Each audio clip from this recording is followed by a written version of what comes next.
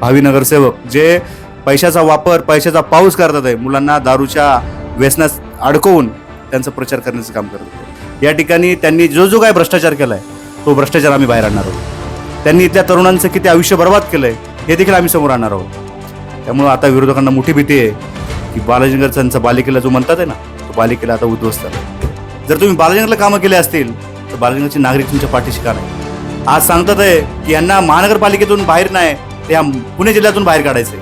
या पद्धतीने सर्व नागरिक जंग बांधून आमच्यासोबत आहेत.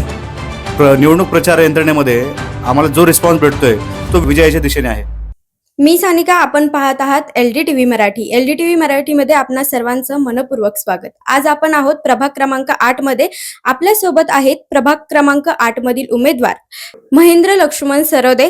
आपण त्यांच्याशी बोलणार आहोत आणि जाणून घेणार आहोत की त्यांचा प्रचार दौरा कसा चालू आहे. नमस्कार सर, LDTV मराठीमध्ये आपलं मनपूर्वक स्वागत. आपण घरोघरी प्रचार दौऱ्यानिमित्त फिरत आहात, तर आपल्याला जनतेसोबत कसा अनुभव येतो? आपला प्रचार दौरा कशा प्रकारे चालू आहे? या ठिकाणी जनसामान्यामध्ये महेंद्र लक्ष्मण सरदे व माधुरी निलेश मुटके गेले सातत्यापासून 2017 ते आज तागायत सातत्याने लोकांची कामं करतायत आणि त्याच्यामुळे ते सोपं जातंय. लोकांच्या संपर्कात जाणं आणि लोकांचा जो काही रिस्पॉन्स आम्हाला भेटतोय तो एकदम खतरनाक आहे. आज मला सांगायला बरं वाटतंय की निवडणूक प्रचार यंत्रणेमध्ये आम्हाला जो रिस्पॉन्स भेटतोय तो विजयाच्या दिशेने आहे. निवडणुका झाल्यानंतर तुम्ही कोणती प्रमुख कामे हाती घेणार आहात? या ठिकाणी स्लम एरिया आपल्या प्रभाग 8 मध्ये बऱ्यापैकी स्लमचं या ठिकाणी वास्तव्य आहे. म्हणजे बालाजीनगर असेल, गणेशनगर असेल, गवळीमाथा असेल, तसेच त्याप्रमाणे खंडेवस्ती देखील असेल. या ठिकाणी प्रमुख समस्या नागरिकांना जास्त अडचणीला कुठलं सामोरं जायला लागतंय? या ठिकाणी ड्रेनेज लाईनच्या समस्येला सामोरं जायला लागतंय. या ठिकाणी जे नगरसेवक या ठिकाणी 5 वर्ष त्यांनी सक्रिय काम केलंय, अशा नगरसेवकांनी इथं फक्त टेंडरच्या माध्यमातून पैसा खाण्याचं काम केलंय.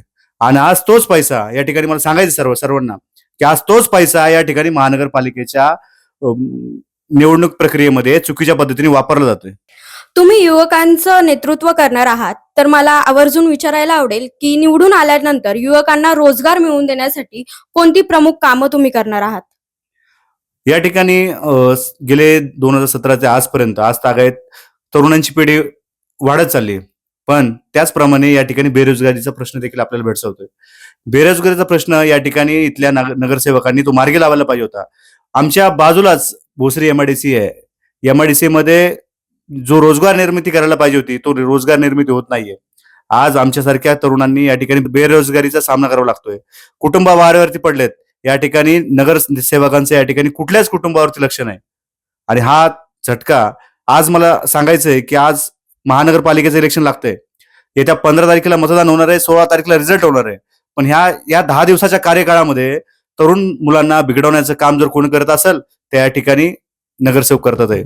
भावी नगरसेवक जे पैशाचा वापर पैशाचा पाऊस करतात आहे, मुलांना दारूच्या व्यसनात अडकवून त्यांचा प्रचार करण्याचं काम करतात आहे.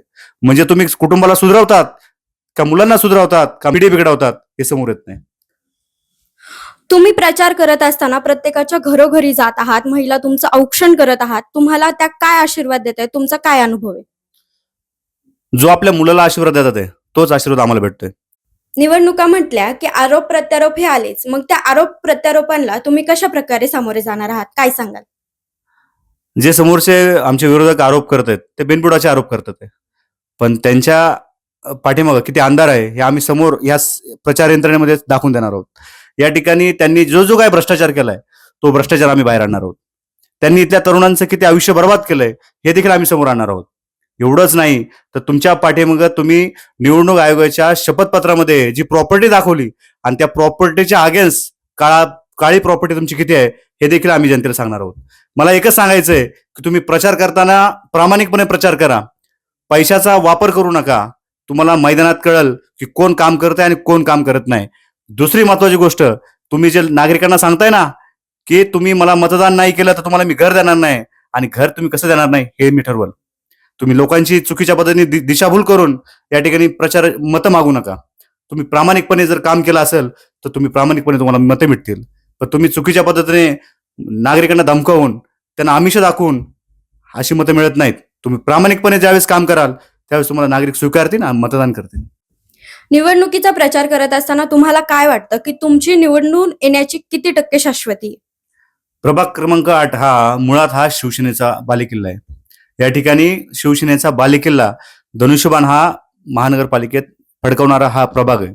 त्यामुळे इथले शिवसैनिक माझ्या पाठीशी आहेत, पक्षाच्या पाठीशी आहेत आणि आम्हाला मानणारा जो काही मतदार आहे, आम्ही ज्या लोकांची नागरिकांची कामं केलीत, अडीअडचणीला सामोरे गेलोत, असे सर्व नागरिक आमच्या सोबत आहेत आणि नक्कीच आम्ही महानगरपालिकेचं हे इलेक्शन नक्की जिंकू. इथून पूर्वी प्रभाग क्रमांक 8 मध्ये तुम्ही कोणती कोणती कामे प्रामुख्याने केले काय सांगाल? या ठिकाणी सर्वात प्रथम विजेचा जो प्रश्न आहे महावितरणचा, तो देखील आम्ही या ठिकाणी मार्गी लावलाय. पाण्याचा प्रश्न मार्गी लावलाय. ड्रेनेज लाईनची समस्या तर एवढी भयानक आहे, हा देखील लाईनमध्ये लावण्याचं काम म्हणजे प्रॉपर करण्याचं काम देखील आम्ही अधिकाऱ्यांच्या पाठी लागून करण्याचं काम केलंय. परंतु या ठिकाणी काही स्थायी समिती चेअरमन पैसे खाण्याच्या भानगडीमध्ये काही कामं करू देत नाहीत. आज ते देखील काम आम्ही पूर्ण करण्याचं काम करतोय. दबाव भरपूर आहे, कामं करू नका असा आदेश देखील त्यांच्याकडे जातो, पण आम्ही त्या ठिकाणी थांबून तळ ठोकून काम करून घेतो. त्यामुळे आता विरोधकांना मोठी भीती आहे की बालाजीनगरचा बालेकिल्ला जो म्हणतात आहे ना, तो बालेकिल्ला आता उद्ध्वस्त झालाय. सर, निवडणुकीचा प्रचार दौरा चालू असताना तुमचे विरोधक देखील सांगतायत की बालाजीनगरमध्ये आम्ही ही कामं केली, ती कामं केली. तर हे किती टक्के खरे? प्रभागामध्ये फक्त बालाजीनगरच येत नाही ना, प्रभागामध्ये संपूर्ण एरिया येतो. त्या ठिकाणी तुम्ही काय कामं केली ते सांगा ना.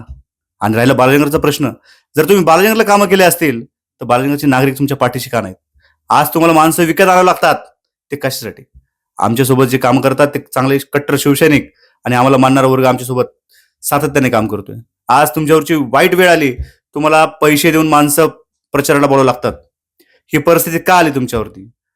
आज तुम्ही ज्या ज्या नागरिकांचं वाटोळ केलंय, ज्या ज्या नागरिकांना उद्ध्वस्त केलंय, ज्यांची ज्यांची कुटुंब तुम्ही उद्ध्वस्त केलीत, ते सर्व नागरिक तुमच्या विरोधामध्ये आज आमच्यासोबत तळ ठोकून आहेत. आज सांगतात आहे की यांना महानगरपालिकेतून बाहेर नाही, ते या पुणे जिल्ह्यातून बाहेर काढायचे. या पद्धतीने सर्व नागरिक जंग बांधून आमच्यासोबत आहेत.